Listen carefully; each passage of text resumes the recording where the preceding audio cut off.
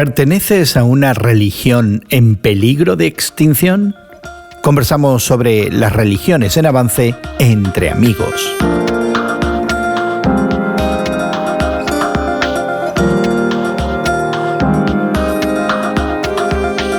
Gracias por acompañarnos entre amigos, esta conversación semanal sobre la fe cristiana y el mundo contemporáneo. Te saluda Gerson García. Hoy conversamos sobre las religiones que más progresan en el mundo, ya sea por un mayor número de nacimientos en las sociedades que las albergan o por su incesante proselitismo. Pero antes queremos invitarte a que te suscribas al podcast que acompaña este programa y que encontrarás en tu plataforma de podcast favorita. Nuestro podcast expande la conversación y te ofrece enlaces a los recursos que facilitan hoy este tema. Encuéntralo como Entre Amigos con Gerson García en las plataformas de podcast donde consigues tus podcasts favoritos. Un reporte del Centro de Investigaciones Pew en los Estados Unidos dice que un mayor número de niños nacieron de madres cristianas que de miembros de cualquier otra de las grandes religiones globales. Así que, por ahora, la cifra reconforta a la cristiandad, reflejando su estatus continuo como el grupo religioso más grande del mundo. El mismo estudio, sin embargo, pudiera inquietar a la cristiandad al asegurar que es muy poco probable que esa tendencia continúe por mucho tiempo. De hecho, se estima que para el 2035 el número de nacimientos de musulmanes exceda modestamente los nacimientos entre los cristianos. En ese momento, la fe cristiana deberá adaptarse a ser la fe de la minoría. También en los últimos años, Europa ha experimentado una afluencia récord de solicitantes de asilo que huyen de los conflictos en Siria y otros países predominantemente musulmanes. Esa ola de inmigrantes islámicos ha suscitado un debate sobre las políticas de migración y la seguridad en numerosos países y ha planteado también dudas sobre el número actual y futuro de los musulmanes en Europa. El mismo Centro de Investigaciones Pew estableció recientemente 3 proyecciones diferentes sobre el crecimiento de la población musulmana en 28 países que actualmente conforman la Unión Europea, añadiendo a Noruega y a Suiza. En el caso de cero inmigración, el Islam crecería en Europa un 7%. Crecería un 11% con una inmigración musulmana moderada y un 14% con niveles de inmigrantes de musulmanes mucho más altos. Además, considera que el poscristianismo europeo y el avance del secularismo en todo el continente americano hace que no solo el Islam vaya en aumento, sino también otras religiones pseudocristianas, creencias ancestrales, Wicca y supersticiones autóctonas. Esas también están en avance. Hace algún tiempo conversamos con Guillermo Serrano y Elsa Masón sobre este avance global de la religión en el mundo. Y esta es parte de nuestra conversación que ya está en marcha. Global. Bueno, cuando uno piensa en las religiones del mundo, muchos de nosotros pensaríamos en las grandes religiones, en el cristianismo, el judaísmo, el islam, quizás religiones o filosofía más bien en el Asia, como el confucianismo y el Tao y el budismo, otras religiones.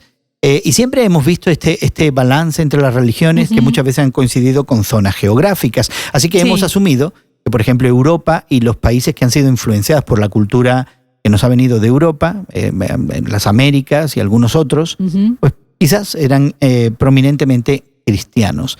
Algo está pasando que hace que, por lo menos en Europa, eso esté cambiando y quizás perfila un futuro diferente al que quizás hubiéramos pensado algunos de nosotros en cuanto a las religiones del mundo. Se habla del crecimiento biológico, que quiere decir la cantidad de hijos, de descendientes que nacen y que van a superar a los descendientes biológicos de los padres de otras religiones, como el cristianismo, por ejemplo.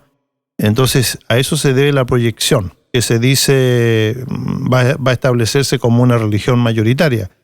En un sentido, las religiones se heredan. Nosotros decimos en el cristianismo que Dios no tiene nietos, que Dios tiene hijos. Pero eso lo decimos en una facción del cristianismo. Bueno, eso lo decimos los protestantes y algunos de nosotros. Sí, algunos protestantes, eso es cierto. Pero en las religiones de otros contextos, las religiones son una cuestión cultural y son una cuestión familiar. Se heredan las religiones. Por ejemplo, en Japón, para mí es muy curioso, no sé cómo decirlo de otra manera, en que todavía en un país súper desarrollado tecnológicamente, la religión de los ancestros. ¿El shintoísmo? Claro, que es si no la adoración, es la veneración de la familia. O la honra de los que... De la memoria. De la los memoria. antepasados, Sí. sí. Ajá. Y que sea tan fuerte en un país tan, yo diría, secularizado como Japón. Pero quizás lo que refleja es esta realidad en muchas sociedades de corte industrializado, de distinguir entre lo que creo con mi fe y cómo vivo mi vida. Ajá. Pero no es el caso, por ejemplo, de esta religión, el Islam, que es la que más está creciendo en el mundo, donde de pronto tenemos aquí una concepción de una fe que no desasocia la política, la economía, el manejo del gobierno de la religión. Uh-huh. La preocupación cuando vemos esto para muchos de nosotros, especialmente en países como de Europa o en Estados Unidos, es que de pronto nuestras libertades de estas democracias seculares, si queremos llamarla de una manera, se pone en juego porque ahora pudiéramos tener en 20 años la religión del Estado de vuelta. Estuve en una oportunidad en una reunión de ministerio en Egipto, en el Cairo. Y para mí era muy interesante que Egipto, declarado Estado secular en cuanto a gobierno, con mayoría musulmana, era muy interesante que los ¿cómo se llaman? Los imanes de las mezquitas nos despertaban a las 4:30 de la mañana. Con los cantos a la oración. Con los cánticos de la oración. Y Ajá. el hotel Llamado. nuestro estaba al lado de una mezquita y aparecía el sonido ese, Ajá. característico, y teníamos que... Y en Pero la eso es tarde parte de la también. cultura y de la historia de los Sí, egipcios. sí, pero ¿no? entonces, Ajá. ¿dónde está entonces el Estado secular? separación. ¿Dónde está el Estado? ¿Dónde Así está es, la pero separación? podemos hablar igualmente si tratamos de ser objetivos en un país como los Estados Unidos, donde hay separación oficial entre religión y Estado. Sin embargo, nuestras leyes en los Estados Unidos y la aplicación de dichas leyes están vistas y están ejecutadas desde una manera de pensar, desde una filosofía judeocristiana. No desde una filosofía que tiene su pasado budista, ni shintoísta, ni tampoco islámico. Entonces, aunque hay diferencias oficialmente marcadas en las constituciones de muchos países entre religión y política, religión y gobierno, el pasado, el contexto cultural, histórico y religioso de una nación trasciende en el diario vivir de sus ciudadanos. Pero no va a continuar siendo así si la mayoría de los ciudadanos abrazan También. otros valores y abrazan otras Tienes ideologías. razón. Y tenemos que ser claros con la historia también. No podemos hacernos la ilusión de que el cristianismo no fue la religión del Estado por 1000 años. Así es. Esa es la idea. Pero en esta idea del progreso social de los pueblos, de la participación de cada individuo, que algunos de nosotros valoramos verdaderamente, de pronto hemos abandonado en los países de Europa y en otros países que salieron de ahí la idea de la religión del Estado, y ahora en 20 años tenemos la amenaza de que pudiera ser de nuevo la religión del Estado, y esa es la preocupación. Sí. Si la gente cambia y los valores de la gente cambian, la nación cambia. Así es. Para ser justo, antes yo mencioné lo que pasaba en Egipto, pero para ser justo tengo que mencionar que en nuestros países de América Latina, y algunos se confiesan seculares como Uruguay, sin embargo, a las 5 o 6 de la mañana nos despiertan las campanas de las parroquias llamándonos a misa. Es decir, también tenemos que ser justos en el sentido... En mi pueblo solamente pasa durante la Semana Santa. Oh, en los países de América Latina, en varios de ellos Sí, es cierto. es llamado. Ya, así es. Entonces no nos asombramos ni nos llama la atención. Sí, y pero pensamos, la ley del país te permite a ti ser disidente, porque no es la religión del Estado. Pero entonces no deberían las campanas de despertarme. Bueno, las campanas suenan en la iglesia y la escuchan otra gente, pero si tú quieres ir a misa vas, y si no, no. Sí. Si es la religión del Estado, Tiene que ir.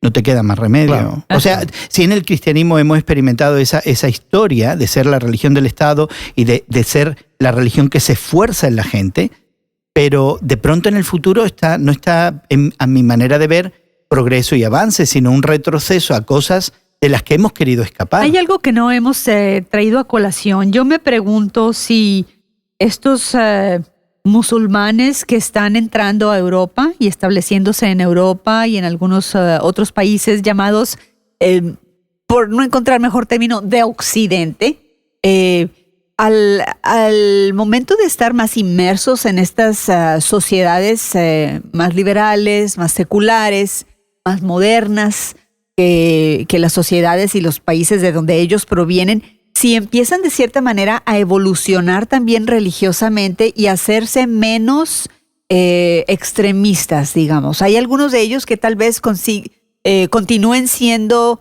islámicos o musulmanes culturalmente, pero no necesariamente que ejerzan su fe de una manera conservadora como lo han hecho sus antepasados. ¿No creen ustedes que eso puede suceder como ha sucedido en el cristianismo? Lo que él se está sugiriendo es la asimilación. Ya, pero eso no creo que sea una realidad en eso. No se da en el campo musulmán, porque para ellos sus valores culturales y religiosos son lo más importante. Y no están desasociados, es el asunto. Por ejemplo, Guillermo te ha mencionado Egipto. Todavía Egipto lo vemos como un país tradicionalmente musulmán. Vámonos al norte de África. Veamos Marruecos. Marruecos ha tenido también gobiernos seculares, ha tenido una influencia de Europa muy presente a través de España y de Francia. Sin embargo, la llamada a la oración al amanecer la he escuchado yo allá y en la tarde igual. Es decir, y sigue siendo la religión del Estado. Y ahí hay iglesias. Y te aclaran que esas iglesias son para los extranjeros, porque si tú eres marroquí, tú eres musulmán. Aunque no seas de corazón o no practiques o incluso no creas. Pero es parte de su cultura. Pero tienes que. No puede ser otra cosa. Así en que incluso en estos países que se presentan como progresistas y son gobiernos seculares, la religión del Estado sigue siendo el Islam. La proyección de este estudio, dado a conocer recientemente, indica cifras muy frías y muy estadísticas. Y está diciéndonos que esa va a ser la situación de aquí a 20 años. Queramos nosotros hoy día aceptarlo o rechazarlo, pero esas son las cifras que se están dando. Y entonces el desafío queda para los que tenemos otra fe, los que decimos que tenemos otra religión, entre comillas, qué es lo que vamos a decir o qué es lo que vamos a hacer al respecto. Es decir, hay un desafío para el que se confiesa cristiano en este caso, en términos de proclamar una idea que se basa en un Dios que es personal, a diferencia del Islam, que es un Dios impersonal, ausente, en donde se habla de misericordia, se habla de solidaridad. Entonces yo creo que el desafío queda para los creyentes, ¿no? Los creyentes cristianos, en países y en sociedades que todavía profesan una religión, como lo dijo Elsa, occidental. Pero aparte de eso yo no veo otra solución al problema que nos planteamos. Y quizás aprender que en el futuro la fe cristiana será una fe minoritaria, lo cual no sería la primera vez en la historia. De alguna manera debemos recuperar esa intuición, esa idea de que para aquellos que profesamos la fe cristiana pudiera ser que en el futuro seríamos la mayoría, viviríamos en un ambiente de una religión estatal que quizás no nos favorece y que nos incomodaría y nos pondría en situaciones que son insospechables ahora mismo. A mí me da miedo. A mí no es que me sentiría disconforme o con algo así. A mí me da miedo la idea de perder libertades que son para mí muy preciosas, como por ejemplo la libertad del arte, la libertad de los medios de comunicación, la libertad de expresar una opinión que puede ser hasta... Aparte de lo religioso, dice. Aparte de lo religioso, ¿no? ¿Tendrían algún tipo de expresión? Por ejemplo, los pintores, ¿tendrían alguna expresión? ¿Los comediantes, la gente que hace humor?